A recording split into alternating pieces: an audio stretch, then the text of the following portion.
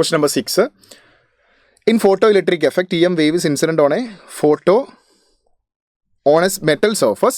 The electron are ejected from the surface if the work function of the metal is 2.14 electron volt. Stopping potential is 2 volt. What is the wavelength of EM wave? Yes. അപ്പോൾ നോക്കൂ ഇവിടെ stopping potential 2 volt ആണ്. അപ്പോൾ 2 വോൾട്ടാണ് stopping potential എങ്കിൽ ഇലക്ട്രോണിൻ്റെ kinetic energy 2 volt stopping potential ആവുന്നത് ഇലക്ട്രോണിൻ്റെ kinetic energy 2 electron volt വരുന്നതുകൊണ്ടാണ്. Okay, work function of the metal 2.14.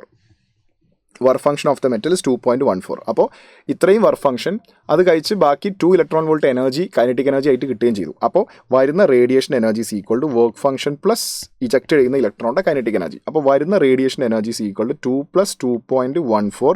വരുന്ന radiation energy is equal to 4.14 electron volt.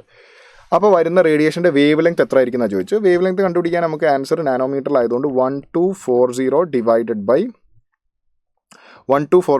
by energy. അപ്പോൾ lambda in nanometre is 1240 divided by 4.14. That is exactly equal to 300 nanometer. Option 4 is the right answer. Got it?